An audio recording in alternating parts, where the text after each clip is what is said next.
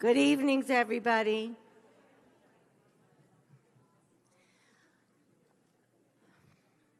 I can't believe that I'm up here again. I'm really shy by nature.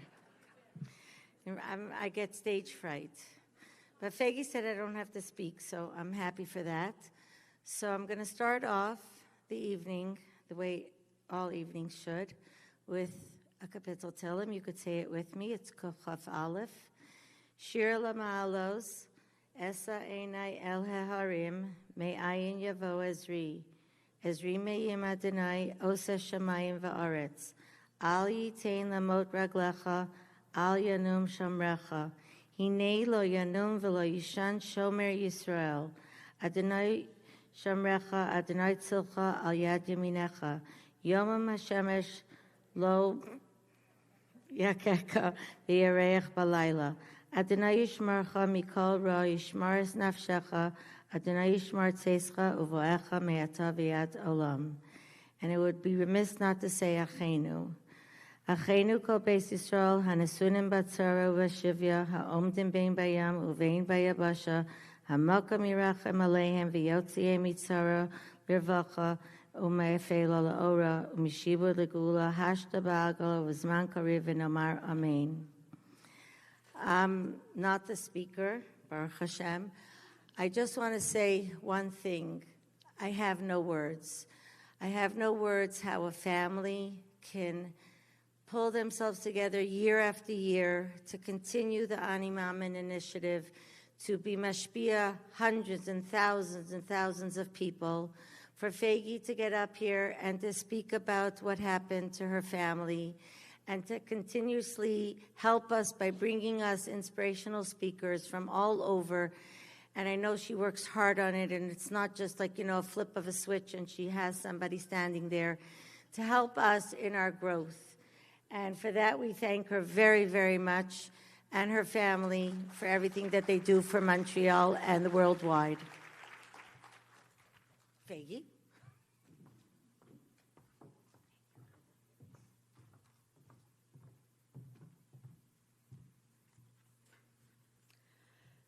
Wow. Good evening. Before I begin with tonight's program, it would be negligent of me not to thank some very important people. Thank you to every single one of you who made the effort and showed up tonight here in Montreal. And for those listening and watching on the live stream. It gives me and my family tremendous chizuk. It keeps us going. Thank you to Mrs. Elisheva Fisher and Mrs. Chaya Elias, who 4 years ago spearheaded the Ani Maamin Initiative Ladies event, a small event in Elisheva's house, which grew into a theater event. Thank you. Thank you to my family for always putting up with my crazy and for standing by me. Thank you to my friends, who I'm still lucky enough to call my friends. Thank you to my Delmar family, who lets me be me. Thank you to my husband and to my children for always being there, being available. You are all rock stars.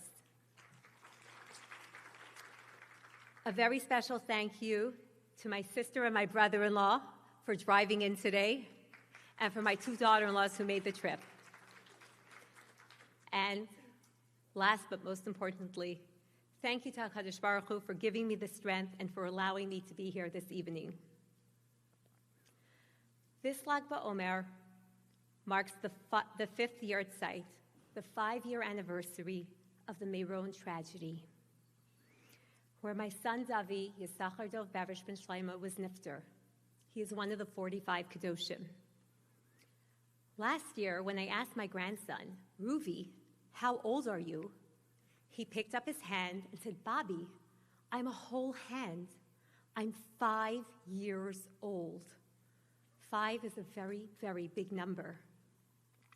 We tend to count in increments of 5. 5, 10, 15, 20, 25. It's just so easy. We make a big deal out of 5-year anniversaries. We celebrate the 5-year birthdays.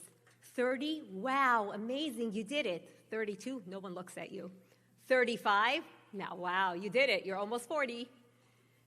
someone who was unfortunately diagnosed and Baruch Hashem is 5 years better, marks their calendar as that they are in remission. In Yiddishkeit, the number 5 represents a lot. We have the Chamisha Chumshei Torah, Bereshis, Shmos, Vayikra, Bamidbar, and Devarim. The number 5 also represents a lot in the spiritual sense. It's the 5 different levels of life: Nefesh, Ruach, Neshama, Chaya, and Yechida.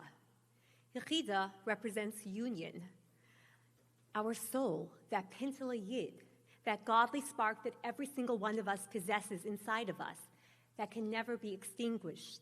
It unites us with HaKadosh Baruch Hu, with Hashem. It was just Pesach. We drank 4 kosos. We poured a 5th for Eliyahu.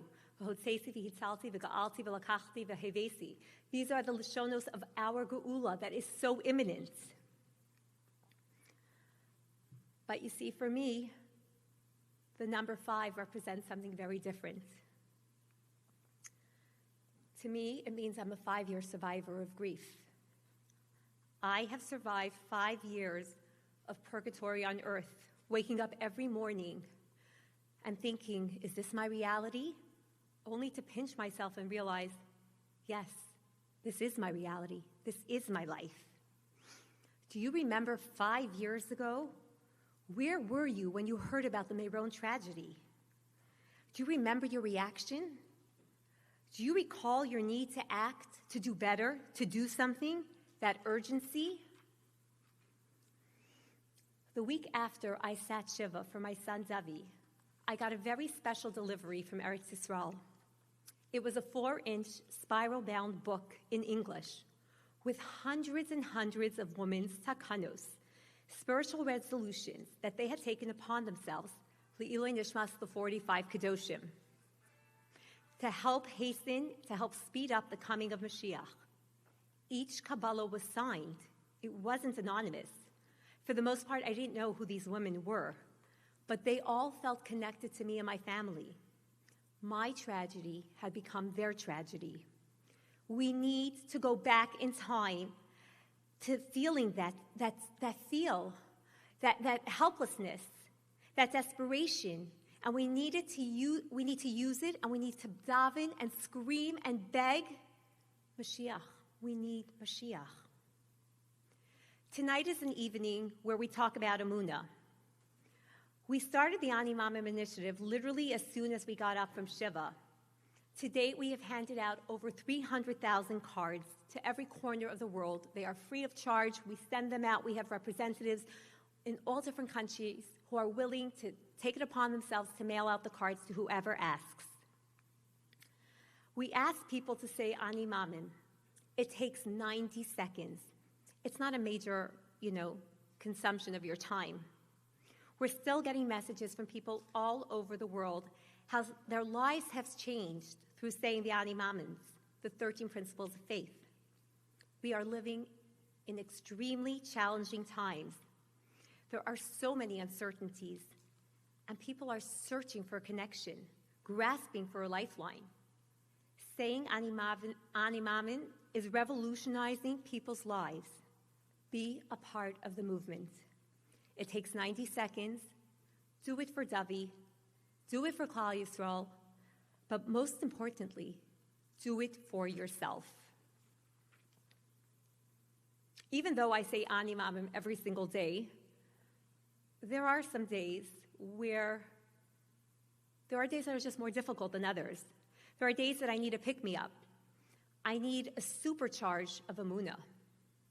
A short while ago, I read something that Bianca Benisti wrote and posted, and it really resonated within me. It took a few days until I was able to get in touch with her and ask her for permission to read and quote what she said. She was so generous with her time, and she asked me which quote it was. And when I told her, she said, of course, with pleasure. Here is what Bianca writes. If I believe, why does it still hurt like this? Because I thought if my emunah was strong enough, something inside me would feel different, quieter, more settled, less heavy. And when it didn't, I didn't just feel the pain. I started wondering if something was missing in me too. If maybe this is what it means that I'm not fully trusting. But then I came back to a pasuk I've said so many times. Gam ki elech v'getz al maves lo ira ra ki ata imadi. And I realized something I never saw before. It doesn't say that the valley disappears. It doesn't say that the fear goes away. It doesn't even say you won't feel it.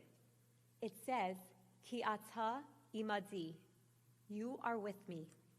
And that changed everything. Because maybe Emunah was never meant to make me feel less.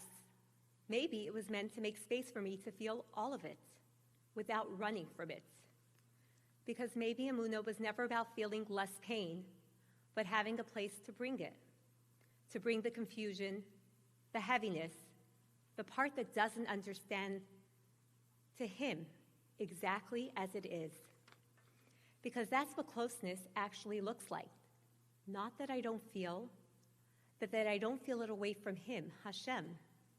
Emunah was never meant to make me feel less, but to teach me how to feel everything with him.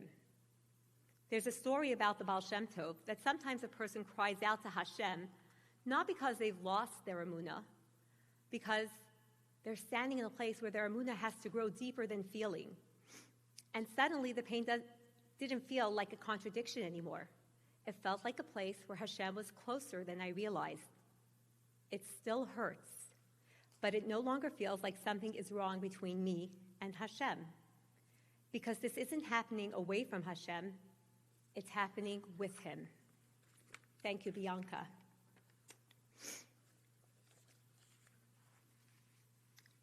Over the past 5 years, I've been asked by quite a few people, as I've mentioned in the past, some friends and some acquaintances that I barely know, what good has come out of the tragedy that I went through?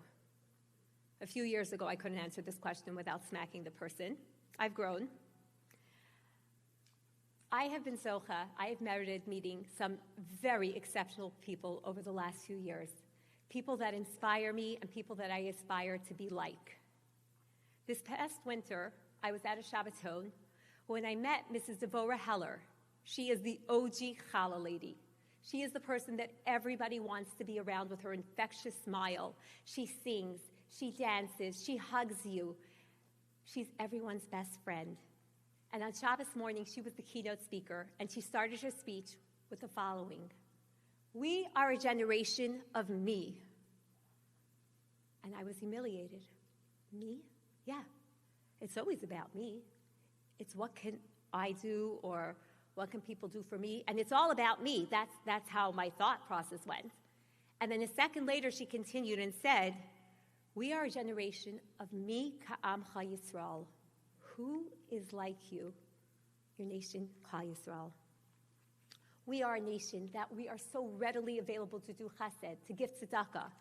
If somebody, chas v'shalom, is sick or is in an accident, we set up Tehillim chats where we say Tehillim around the clock. If someone has a new baby, we set up meal trays. Hachnasas kala, funds are raised for the wedding. We don't hesitate. We all make ourselves available. Hashem, look at us. Look at your nation. We are so ready. We are doing everything for you. My son Dovi was definitely part of the me generation. He really had a love for people and gave of himself 110%.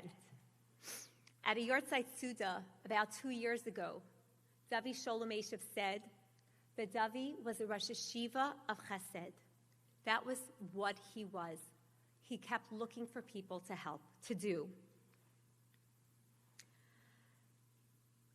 I don't have a lot of new stories to share of my son.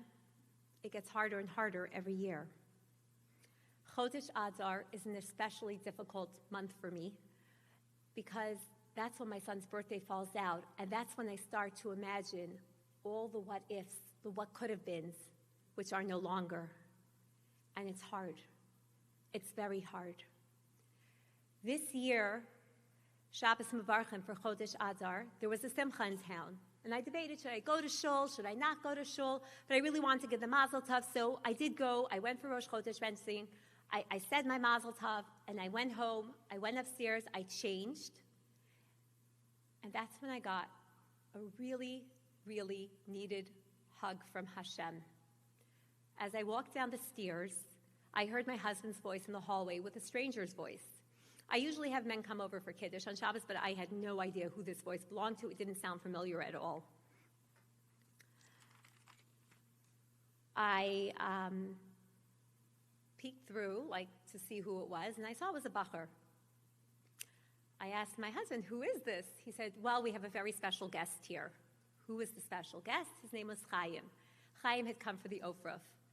Chaim had seen my husband in shul and said, are you Mr. Steinmetz? My husband answered, yeah. He said, I have a very, very special story to share with you about your son, Dovi. And my husband said, please don't share it just with me. Come over to my house and share it with me and my wife together. And he agreed. It was a little cold, but he walked in the winter and he came to my house. And this is the story that he shared. After Dovi's Levaya, this bacher came back to his dira. He was in a Prager's yeshiva dira. And he saw one of the boys in his dira crying, actually sobbing on his bed. Now, this boy was from Boston, Massachusetts. If we think Montreal is out of town, Boston is next level.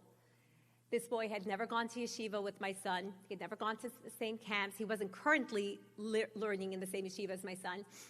What was his connection with Dovi? And Chaim asks the bacher, did you know Dovi Steinmetz? He goes, did I know Dovi Steinmetz? Let me tell you about Dovi Steinmetz. This boy was very confused. He said, the last few years, I really was working towards a goal. My goal was to come to Prager's Yeshiva in Eretz Yisrael. I learned very hard. I worked. I spent the hours. I put the effort in. I went for my faher, and Baruch Hashem, I was accepted. I went home for Bein Hazmanim before the Pesach, Yom Tiv. I had all the conversations I needed to have with my parents. They wished me hatzlacha. They gave me a few $100s. They helped me pack my bags. They took me to the airports. They said, l'chaim l'shalom, and hatzlacha. Good luck. You're on your own. I flew to Eretz Yisrael. I got off the plane, gathered my luggage, took my hat box, had a trolley, went out of the airport, and I realized I don't know where Prager's Yeshiva is. Is it in Yerushalayim? Is it in Bnei Brak? So I went to the taxi stand and I asked them for a taxi to Prager's Yeshiva. Now, is Prager's Yeshiva even called Prager's Yeshiva? It probably has some other name, but everyone calls it by the Rosh Yeshiva's name. And the taxi driver said, where is it? I had no idea. And everybody was coming and going. There was a lot of hustle and bustle. But I was a little nobody. And I thought to myself, I should just go back to Boston, Massachusetts. This was a terrible idea.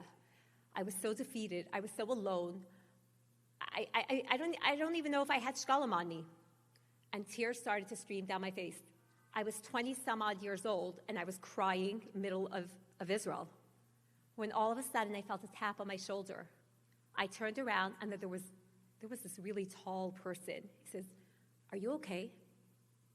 He says, no, I'm not. He says, what's wrong? He says, I have to get to Prager's Yeshiva. So he said, okay, my name is Dovi Steinmetz. Come, you'll come with my car. I have a car waiting for me. Let's take your luggage. He says, okay, so where's your dira? Dira? I'm going to get one. Oh, okay. Do you want to call your friends? I don't have a phone. That was the end of the conversation because the 45 minutes that it took to get from Ben Gurion to Yerushalayim, Dovi was on the phone the entire time. The first stop was to get this bacher some food. He was obviously hungry. He was exhausted. He was tired. The second stop was getting him a phone and a SIM card. The third stop was showing him around all the different places that he would need to know while he was learning the Zman in Eretz Yisrael. The fourth stop was his newfound dira that Dovi had found him with Prager's dira. Do I know who Dovi Steinmetz was? Do you know who Dovi Steinmetz was? Dovi Steinmetz was my teacher on how to do chesed. Dovi Steinmetz taught me that you never look aside, that you take the opportunities and you don't let them slip by. And if you see someone who's struggling, you make the effort. We have to learn from Dovi. We have to make ourselves aware Don't lose the opportunities. Do like Dovi, keep his legacy alive. Whenever I go somewhere, I often get stopped, and they could be random people. Most of the time, they're Bacharim, and they always say, "Are you Mrs. Steinmetz, the Steinmetz boys' mother?" And I say, "Yeah, Baruch Hashem, yes, I have many boys." They would say, "Oh, this story about this son, and this story about that son," and many times it's stories about Dovi. They all talk about his kindness, his generosity, his simchas hachayim, how he always would look out for other people. I remember the week before he went back to Eretz Yisrael, I overheard him on the phone with his friend Yassi, that they were talking about that they have to buy an aliyah in shul for their friend because their friend looks a little bit down. They went to shul, and they agreed they were buying the aliyah. And then when he came home from shul, he was speaking to Yassi again, how when their friend was Ayla, how he felt like $1 million, and he had a smile plastered across his face. That was my son, Dovi. That is what we have to learn. That's what we have to take away. During Chodesh Tishrei, I listened to a speech that Mrs. Mayim Namdar was giving. She started off by saying, "This year, I would like to thank Hashem for the gift of a broken heart." I knew Maya's story. My blood began to boil. She's thanking Hashem for the gift of a broken heart. How dare she? How could she even talk like that? And I stopped listening to the speech. And for 2 days, I stewed. I couldn't. I was angry. But then I realized Maya's not that kind of person to just say something like that. She must have something she really wants to bring out, a really good point. So I went back and I listened to the rest of the speech. And I was quite humbled. Maya, you were so right, and I was so wrong. But I'm not going to tell the people here in Montreal about your broken heart, because I can't do justice to your words. So without further ado, I would like to take this opportunity to give you a very warm welcome to Montreal. And I know that she will inspire you as much as she inspires me every single day. Thank you.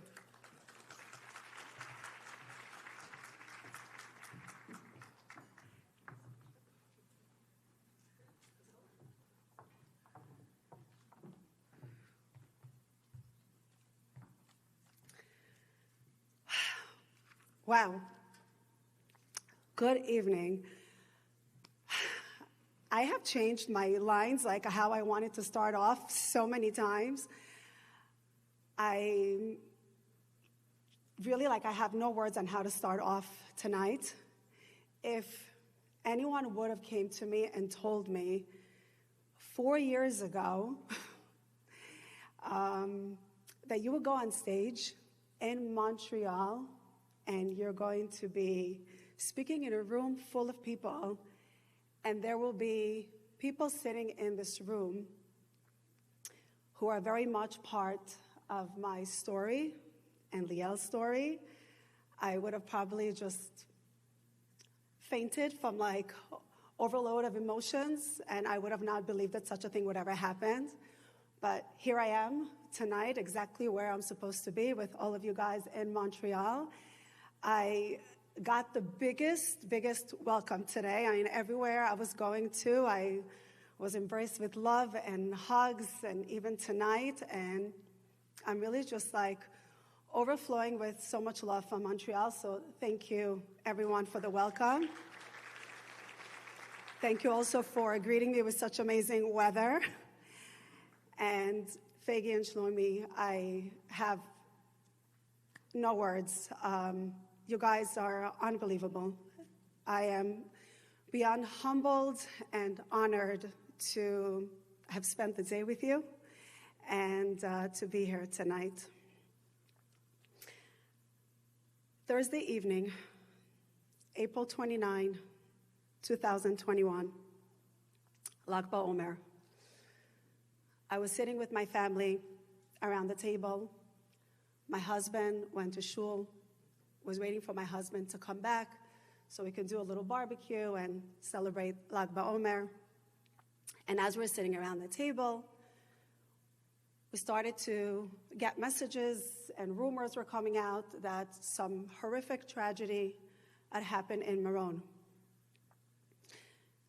And I started to freak out right away because I knew that my older daughter, Natalie, the seminary took them to Meron that night. And I frantically took the phone and I just started calling her that she would answer the phone. And with every call that she was not answering, my heart would skip a few beats and my anxiety level was going on high and I was really freaking out when she wasn't answering the phone. And that was until my husband came back from shul. And when he came back, he said to me, "Don't worry, Natalie's okay. She's on the bus back to seminary."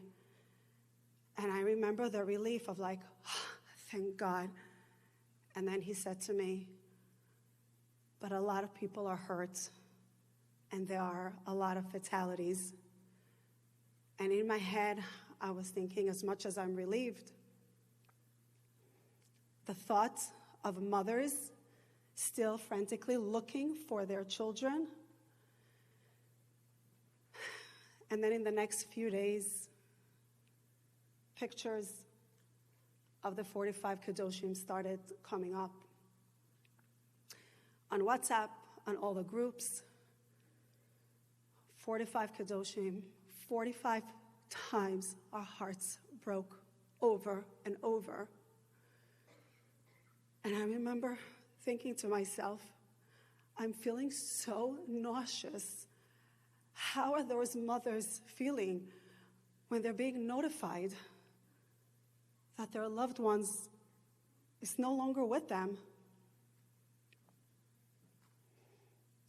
8 months later, I found myself feeling that same nausea again. I was nauseous again one more time.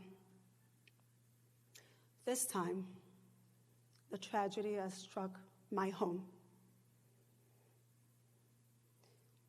1 o'clock in the morning on a Motzei Shabbat on December 11, 2021, we get a knock on the door to inform us that there was a horrible car accident. And my daughter Liel, unfortunately, did not make it.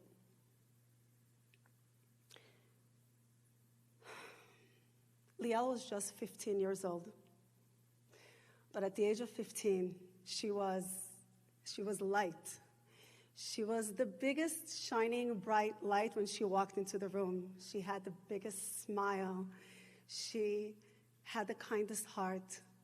She made everyone feel like they belonged and seen and loved. And she was so magnetic, and just with her smile, she knew how to draw people in. And I remember when the news was coming in, and I'm like, no, there was a mistake. How could such a thing happen to me? But Hashem doesn't make mistakes. How do you live with such a thing? Was I angry? No, I wasn't angry, but I had questions. And it was, why? Why, Liel? Why? I got my answer 2 years ago. And 2 years ago, my answer actually came from back then, my 14-year-old son. My younger 14-year-old son, we tend to do this, get into very deep conversations sometimes.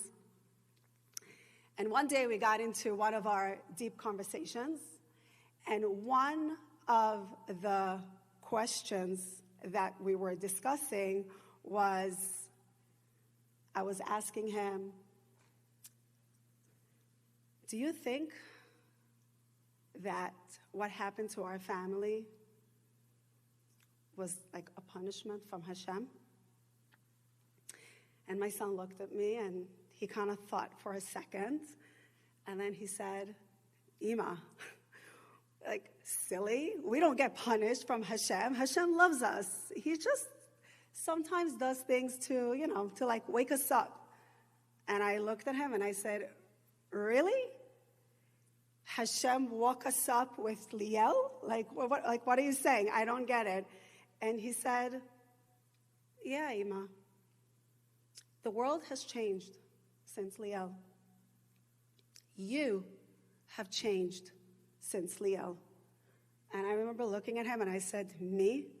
I always had Hashem in my life. Like, what are you saying? And he's like, Ima, Hashem became your best friend. You preach emunah all day long. You actually have a suitcase, and I do. I have a suitcase sitting in my den. It's by my window. And you sit there and you wait for Mashiach. You were not like this before Liel. So yes, you woke up. You changed. And I had realized at that moment that I'm not going through life's pain. I am growing through life's pain. And as much as I had Hashem in my life always, I refound Hashem again in my darkest, darkest hour. And after the darkest hour of my life, I understood that I was handpicked by Hashem. Hashem picked me. He actually came and said, Maya, Namdar, I pick you. And he picked me to go through the ultimate test of life. There's no greater test in the world than losing a child. And Hashem chose me. And if Hashem chose me with the ultimate test of life, with the most precious thing to me, my precious Liel, then there's no way I'm getting less than 100 on this test. Like, there's no way. I'm like passing this test. Like, this is my child. You're testing me with the ultimate test of life? Actually, no. We're not getting 100. Like, I am getting 100 plus bonus points. This is what I'm getting. And I've come to a place that I say, I know that Liel is up there in Shamayim. She's advocating for me. And she's saying, you chose my mother. And she's walking around saying that, En davara yored min hashamayim. She deserves Mashiach.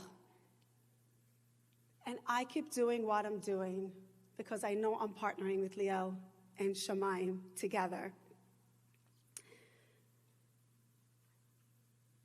Fegi, I have no doubt that Dovi and Liel, right now, this moment, I can actually vision them sitting next to the Kisei Kavod to Hashem, and they're nudging him, and they're telling him, look at our mothers. Do you see what they're doing? See how broken they are? They're glorifying your name. Look at the crowd that's here tonight. Our mothers deserve Geula.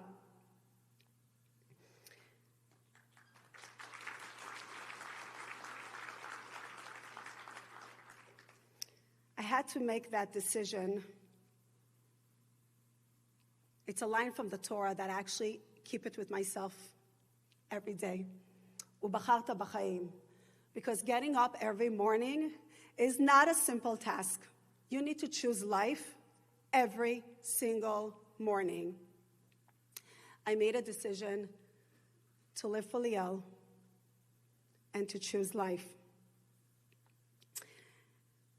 And now I'm going to go back to what Fegi was mentioning. And actually, she gave me a heart attack last week. Exactly last Sunday, I get a voice note from Fegi. I think it was even around this time. And she leaves me a voice note and she says to me, you know that speech that you once gave, I was listening to just a part of it about a broken heart. And I want to tell you, I was so upset with you. For the next few days, I was so upset. You really made me upset. And I was triggered. And I'm listening to the voice note and I'm like, she invited me to come to Montreal to speak. Like, what is this voice note about? And I was getting really nervous, but then she went on with the voice note, and then she was telling me, I ended up listening to the rest of it. And I would like to share it with you guys. So, you know, Rosh Hashanah, it's such a big day. We all go to shul like pumped. You know, like Rosh Hashanah, it's going to be amazing. We're going to have Shana Tova, Mutuka. Like, we're going to finish a book of Tehillim. And like, in my family, we have a tradition, and I get up with my kids, and we go to nets on Rosh Hashanah. That's the only time we do nets. I've been doing it since my kids were little. We would get up, go to shul, like, so pumped for Rosh Hashanah. My girls in their beautiful white dresses, so ready. The Rosh Hashanah, before the accident, Rosh Hashanah 2021, I remember it clearly. I remember what Liel was wearing. She had the most beautiful, cute white dress.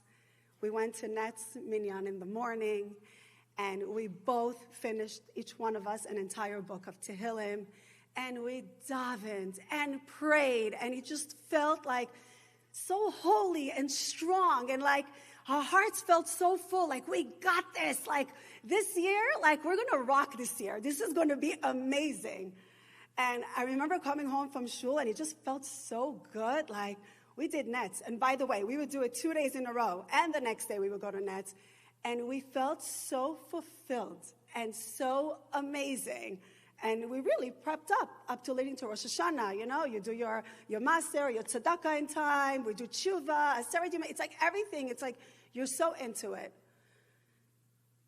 And that year, after the accident, I'm like, Hashem, are you for real? When I came in front of you on Rosh Hashanah, that's what you decreed? On Rosh Hashanah, when you decide who's going to live and who's going to die, that's what you decreed for me, for Liel? What?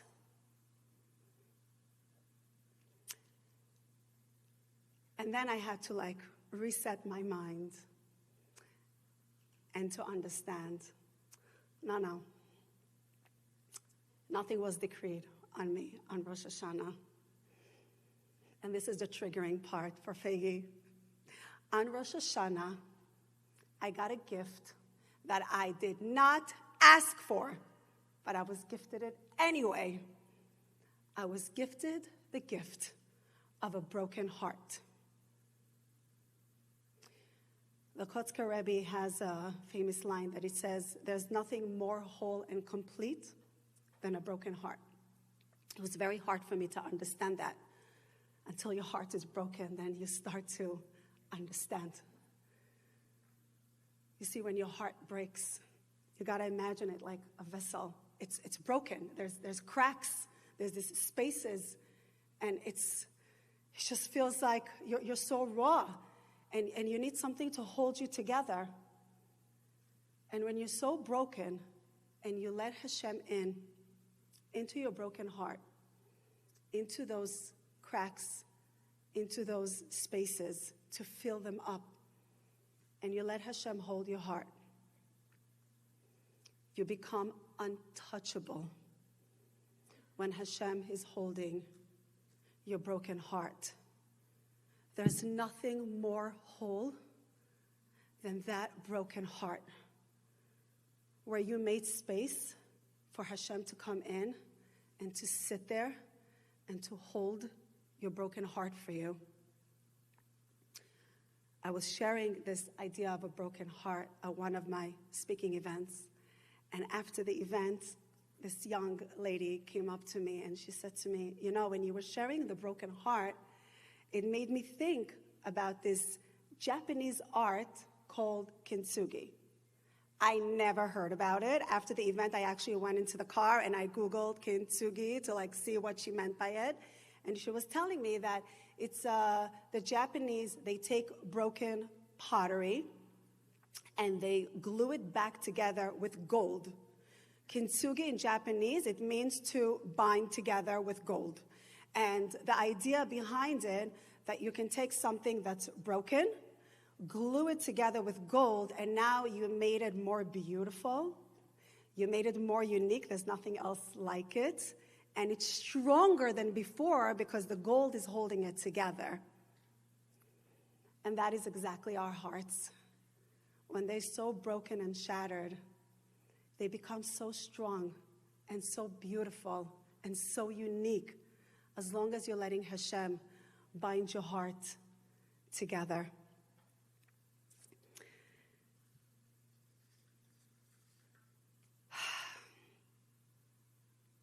So here I am with my broken heart. And the only way for me to survive is this new reality is to live like Liel. It became my line. To live like Liel is to choose life, love, to be kind, to love Hashem, to yearn Mashiach deeply, which brings me to Liel's famous phone story. As many of you heard the story before, on the third day of Shiva that we were home, there was an article that was being written about Liel in the Jewish home, and they requested from some family members if they can get a picture of Liel. I did not know about it. And they found a few pictures, and they were trying to approve it by my older daughter, Natalie. And she was looking through the pictures, and as a very overprotective sister, she was like, no, I'm not sure that Liel would approve of the way she looks here. She didn't like when her hair looked like this. Let's try to find another picture. So they were like trying to narrow down, and they narrowed down to like 2 pictures, and Natalie wasn't sure which picture to choose to be printed in the article. So then she just said to them, guys, just go ask my mom. Let my mom approve of this. Don't let her see the article, and then she won't be happy with the picture you guys chose. So my niece comes up to me in a very sensitive, gentle way, and she tells me that there's an article that's going to be written about Liel, and they want a picture of Liel. And so far, she shows me 2 pictures, and she's like, this is what we've come up with. Are you okay for us to submit those pictures?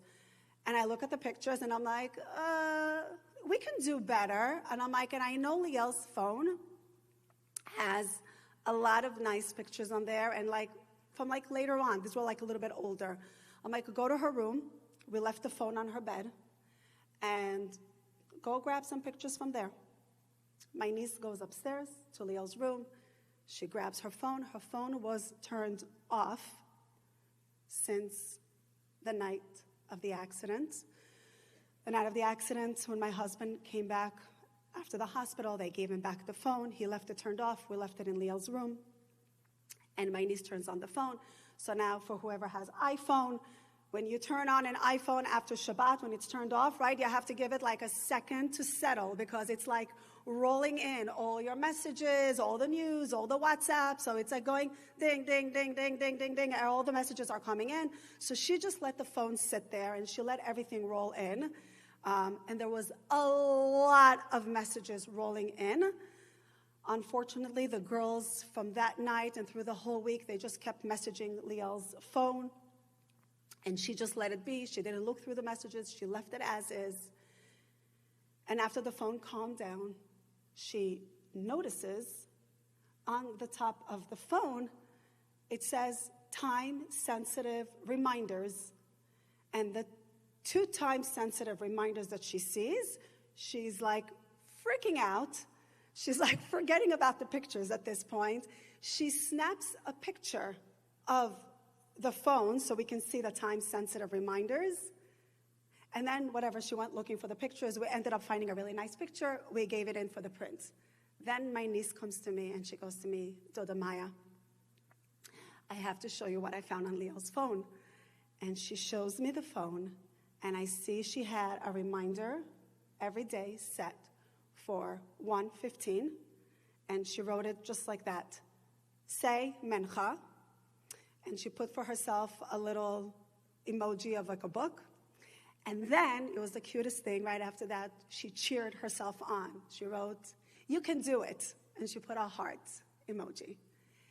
The second reminder was every day for 5 p.m. And that reminder, every day at 5 p.m., said, Hashem loves, and stay strong. That's it. That's it. You don't need to do anything. And she checked it off every single day. Hashem loves, and stay strong. And I remember when I saw that reminder, and I'm like, what? Liel was only 15. She was the most popular girl in her grade. Pretty, bubbly, outgoing. Everyone loved her. Why did she need a reminder, Hashem loves and stay strong? What struggles was she going through in life?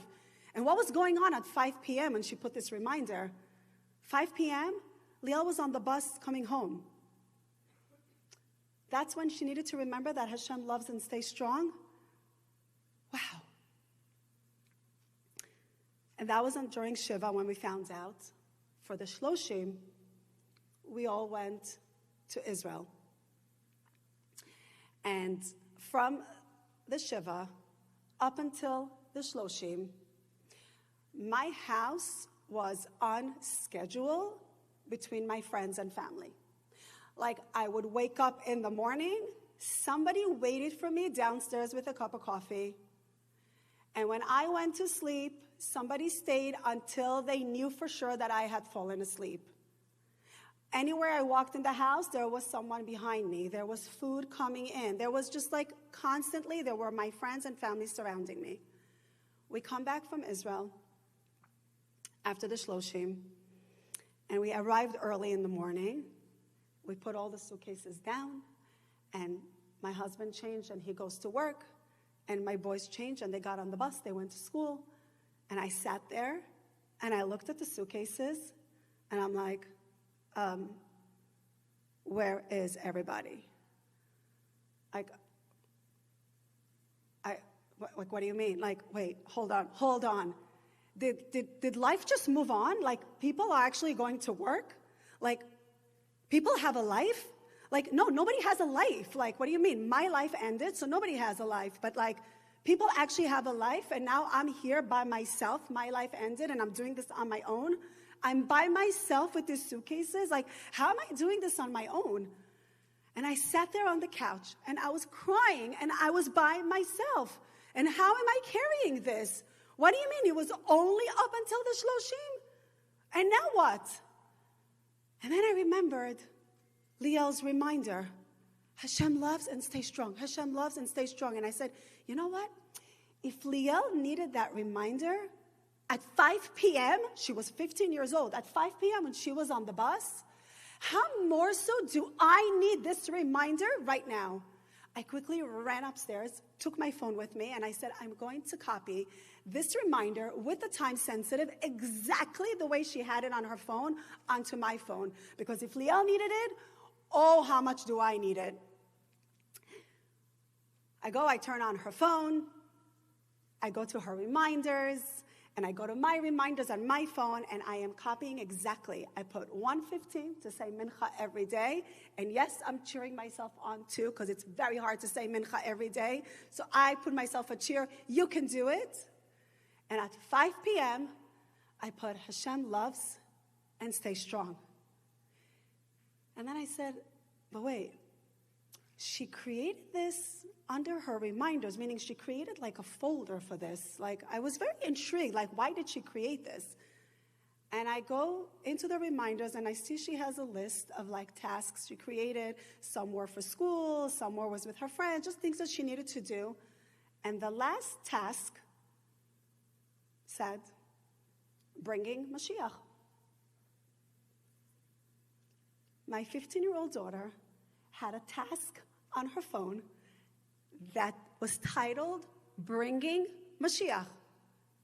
And when you opened up that task, it was a time-sensitive daily reminder to say Mincha 1:15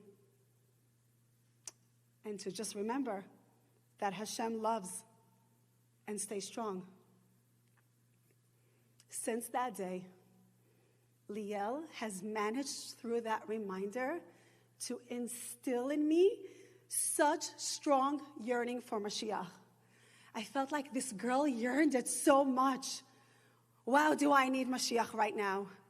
And my life became one big fat goal, like, we are bringing Mashiach. That's all I am doing. 2 years ago, if you guys remember, it was right before Pesach, and the tension with Iran started. Remember the missiles? Like, I think everyone were having like this Mashiach talk, and I was so excited. I just didn't want our tickets to get canceled to Israel. I'm like, Mashiach is coming. Like, Iran, like, it's a prophecy. Gemara, this is happening. Like, I am ready. And I even said to my kids, I said, we're packing in a way that we're not coming back. Like, because Mashiach is coming. I have a few Mashiach dresses in my closet. I actually packed them. We have made these Mashiach cards that have all the blessings to say when we see Mashiach or the Beit HaMikdash or when there's 600,000 Jews gathering. I took all the cards with me. I'm like, we don't need them here. We're going to Israel, and I'm giving it out to everyone. Like, I knew Mashiach was coming. Like, my emunah of Mashiach coming was, oh my gosh, it was like unbreakable. Like, Mashiach was coming. And I was so excited. And we get on the flight, and we go to Israel, and I'm like, yay! We're going to be in the middle of a war, sirens, and then we're going to hear the shofar, and then the Beit HaMikdash, and then like Tchiat HaMetim, and I'm going to steal. I was like in like another world. And I don't remember ever being so excited, like going to the airport, getting on the flight, sitting on the long flight, landing, and then comes Erev Chag, Pesach, and we're sitting with our family, and I'm like, guys, we're going to get a siren tonight, right? Like, more missiles, like more balagan, more chaos, and then we're going to hear the shofar. I promise you, I actually packed like really nice, pretty pajamas with me, like new ones that I bought. I had my head covering next to me just to be prepped. It was like my Mashiach pajama. If it happens in the middle of the night, you've got to be ready, you know? And I was actually believing it. I wasn't joking. It wasn't like something that I was trying to make fun of. I'm like, Mashiach is coming. And I woke up in the morning after the Seder, and I'm like, did I not hear the siren last night? Like, there was like, no, I didn't hear anything. And they're like, no, it was a quiet night. There was nothing going on. I'm like, Iran didn't send any missiles? They're like, no. I'm like, okay, we have another night. We're doing 2 nights in Israel of Pesach. And the second night, and nothing happened. I was like, okay. I mean, like, we're in it. We're in this time. It's like, it's Pesach. It's like, you know, it's like the month of Geula. It is happening. And Chol HaMoed came, and everyone is out and about in the parks, barbecuing. Everything fizzled out. No one is talking about Iran anymore. And I'm like, wait, hello, we cannot calm down right now. Like, we're bringing Mashiach. Like, where is he? Like, it's like supposed to be coming. And everyone's like, no, like Iran, like that's it. Like, nothing is going on. And I'm like, that's not cool. Like, no, but something will happen because I felt it in my core, like in my soul, like it is happening. Nothing happens. And we're getting to the last days of Pesach. It's Shvei Shel Pesach, and then we're supposed to fly back 2 days after that.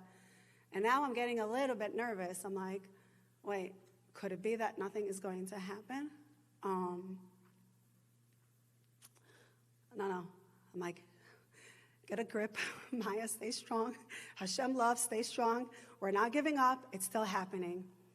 And then he was going on around in all the WhatsApp chats that approximately the time of Kriyat Yam Suf is like 4:20 a.m. Such a good time to wake up and daven, say Tehillim, say Tikkun HaKlali. I'm like, I got it. I'm on it. And I remember I woke up before the sun was rising. And I remember I was in bed, I was looking out the window, and I was watching just like the crack of dawn, like the sun was like starting to come up.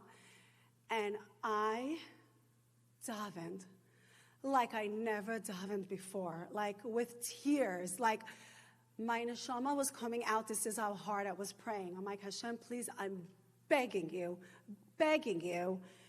And I just prayed and prayed and cried and prayed. And I'm like, there's no way that this is not being heard right now, and I'm not going to hear the shofar right now. Like, there's no way. And I waited. And there was no shofar. And then my kids got up, and we had to make breakfast and move on with the day. And I'm like, I just like, didn't know what to do with myself at this point. I felt myself slowly being so crushed. And then the day of our flight came. We were packing our suitcases to go back to New York. And what? I'm packing back my Mashiach dress. I'm taking back all my Mashiach cards. No, that's not supposed to happen. And this heaviness is just sitting on me, and I can't seem to lift myself up. And I'm like, okay, I'm not giving up. Something is going to happen on the way to the airport. Like, we're not flying. Like, this is a joke, right? Hashem, like, you're joking. Like, you're waiting until we get to the airport. Something's going to happen. Like, I'm not leaving Israel. Like, this, like, Geula is happening while I'm here. We get to the airport. Never did we have at the airport security and check-in go so smoothly. It went so fast. Nothing went wrong. So smoothly. We get to the gate. At this point, I'm like, I'm not getting on that plane. And we got on that plane. And we sat on the plane. I'm like, okay, I'm still not giving up. The doors are not going to close. Like, before takeoff, something is going to give. Something is going to happen. Hashem, you're not making me leave Israel. Go back to Galut. I can't. You can't do this to me. I can't. And the doors closed. And we took off. And for 5 hours straight, I was crying. And my kids looked at me, and they knew not to say anything. My husband looked at me. He knew not to say anything. They just let me be. 5 hours, it wasn't stopping. Just tears coming down. Hashem, how can you do this to me? How? I was on such a high. I actually flew with a Mashiach dress. Like, who does that? Like, for me, how can you do that? And then we land in New York. We come home. We put our luggages down. And I bursted out crying again. I can't believe I just landed in Galut. What? That wasn't my plan. Like, I had a different plan in mind. I was so crushed. I was so depleted. I felt so empty. Like, there was just nothing left in me to keep going. We went to bed. And in the morning, I was like, I can't get out of bed. Like, I've never felt so heavy. My body could not get out of bed. I don't want to do Galut. I don't want to do Galut. I don't want to do it. I'm not doing it. Like, I went for Geula. Like, we're not doing this.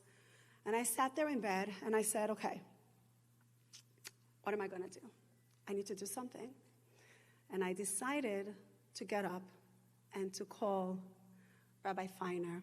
Rabbi Feiner from the White Shul. He's my go-to rabbi for everything Mashiach. Like, anything I have like Mashiach questions, I call up Rabbi Feiner. And I was shaking when I called him, and he's a very busy Rav. And whenever he sees the number, I don't call him so often. So if I call him, he knows something is up with me. And he answers the phone, and he says, hi, Mrs. Namdar. How is it going? How are you? And I broke down crying. And I said, Rabbi, I just want to ask you one question. And he said, yeah. I said, is Mashiach going to happen in my lifetime? Like, is it going to happen in my life? That's all I need to know. Like, it doesn't matter when. I just need to know the way I am living a Mashiach life. I need to know that I'm not doing it for nothing. I need to know that it's in my lifetime. And he didn't dismiss me. And he said to me, Mrs. Namdar, I just need you to look and to see on how all these prophecies are unfolding right in front of our eyes.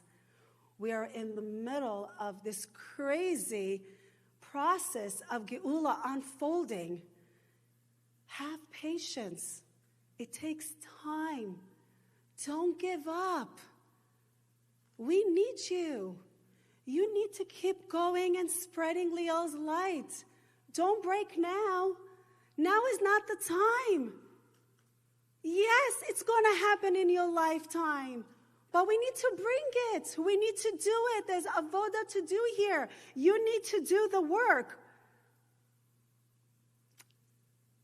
And I got off the phone realizing I'm not done. I'm not done with my work. And this is exactly where we are right now. We finished Purim, Adar, miracles into the month of Nisan, Pesach, the month of Geula, like we're on a high.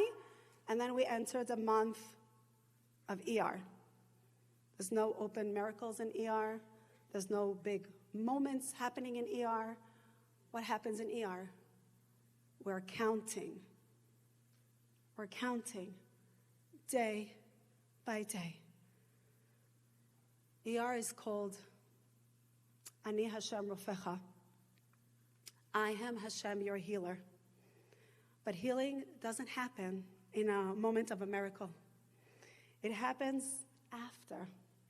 after the healing happens, when the excitement is gone, when the disappointment settles in, when you thought something big was going to happen and it didn't. That moment on the plane when I was breaking down, that was ER. That not being able to get up from bed, that was ER. Because in the month of ER, nothing changes on the outside, but we feel the change happening here on the inside. It's the month that Hashem is asking, can you still believe when it didn't happen the way you thought that it would turn out? Because Geula doesn't just come from a big moment like Kriyat Yam Suf and boom, siren, and then a shofar. That's not the way it comes. It comes day after day. From the walking, from the waiting, from the not giving up. And that is our real avoda. It's not just to sit around and wait for Mashiach. It's to live in a way that says, even if it didn't happen yet, I'm still here. I'm still believing. I'm still spreading light. Because that's what Liel did. And that's what we're being asked to do right now. I thought Geula will come in a moment. But I'm learning that Geula is something that's being built one day at a time. Liel's phone reminders, they were not for show. They were not for posting. It was not for other people. Her phone reminders were for herself. They were consistent every day. Quietly, she was doing the work, bringing Mashiach herself day by day, counting. And now I understand that Hashem loves and stays strong very, very differently.